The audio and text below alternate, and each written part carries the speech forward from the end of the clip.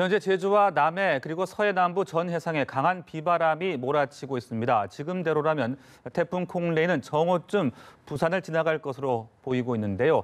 반기성 K웨더 예보센터장 전화로 연결해 자세한 태풍 상황 알아보겠습니다. 나와 계십니까? 네, 안녕하세요. 네, 안녕하십니까? 태풍 콩레이 영향으로 한반도 곳곳에 빗줄기가 강해지고 있는 모습입니다. 먼저 현재 태풍이 어디까지 북상했는지 태풍의 위치부터 짚어주시죠. 기상청은 9시 50분에 경남 통영으로 상륙했다고 발표를 했고요. 지금 국지 분석을 해보면은 창원 정도를 지나면서 부산 북쪽, 그리고 울산 쪽으로 진행하고 있습니다. 네, 그럼 앞으로의 예상 진로는 어떨지 또 진로에 따라서 지역별로 특히 주의해야 할 시간대를 좀 예상해 주신다면요? 네, 원래 아침까지 기상청이 이제 남해안으로 해서 부산 해안 쪽으로 상륙해서 동해로 빠져나간다고 봤다가 네. 10시 예보서부터 바꿨죠.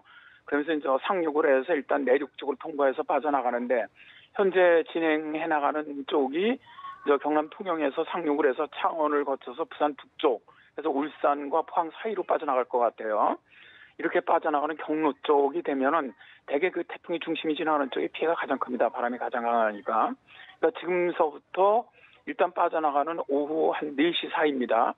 대개 태풍이 중심이 빠져나가도 한 3시간 정도는 영향이 크거든요. 그러니까 이때 지금 빠져나가는 지역, 그러니까 경남 지역이 주로 피해가 많을 것으로 보이고요. 특히 이 태풍이 부산 북쪽으로 지나가다 보니까 부산이라든가 이제 마산, 창원 이런 지역들이 태풍의 우측 반원에 속하게 됩니다. 우측 반원은 이 좌측보다도 피해가 더 크거든요. 따라서 이 대도시 지역 쪽으로도 피해가 많이 발생할 것으로 예상되니까 비라든가 바람이 더 강해질 우려가 있습니다. 그래서 태풍이 지나가는 동안에는 좀 피해가 없도록 만번에 대비를 하시기 바랍니다. 네, 이렇게 이동 속도는 계속 빨라지는 반면에 최대 풍속은 다소 약해지고 있다고 들었습니다. 앞으로의 태풍의 위력 어떻게 전망하고 계십니까?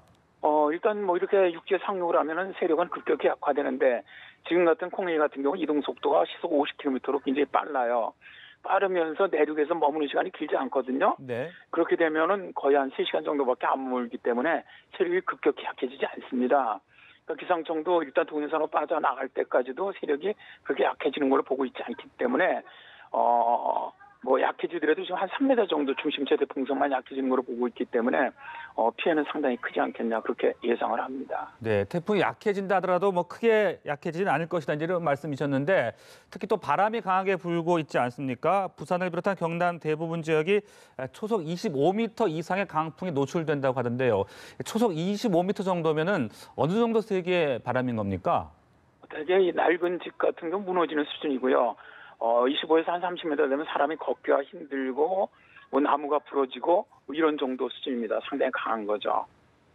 네, 그리고 또 이번 태풍을 2년 전 차바와 또 시기, 이동 경로가 유사한 모습을 보이면서 비교를 하는 분들이 많이 계신 것 같은데요. 차바와 좀 비교를 해주신다면요. 굉장히 말씀하신 것처럼 일단 뭐 시기도 비슷했고 이동 경로도 비슷하죠. 다만 이제 차바가 이번 콩레이보다 약간 더 강했습니다. 중심 기압이 더 낮았고요. 바람도 풍속도 좀 더 강했는데 다만 저 차바하고 지금 차이가 나는 거는 콩레이 같은 경우는 상당히 그 비구름 대역이 넓다는 특징이 있습니다. 그러다 보니까 또 비의 양도 많고요. 그래서 지금 뭐 비가 상당히 많이 내리고 있는 이런 특성이 있는데 차바 때 이제 인명피해 7명의 재산 피해가 한 2천억 원 정도 발생을 했는데 당시에 그 밀물하고 겹쳤습니다. 그러면서 해일 피해가 상당히 컸죠.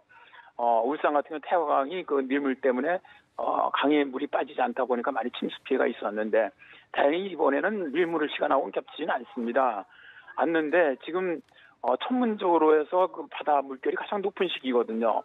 따라서 특히 이 내륙으로 부산 북쪽으로 통과를 하게 되면은 우측 반환에 속하기 때문에 경남 남동 해안 지역은 해일 피해가 상당히 크다 그런 특징이 있습니다.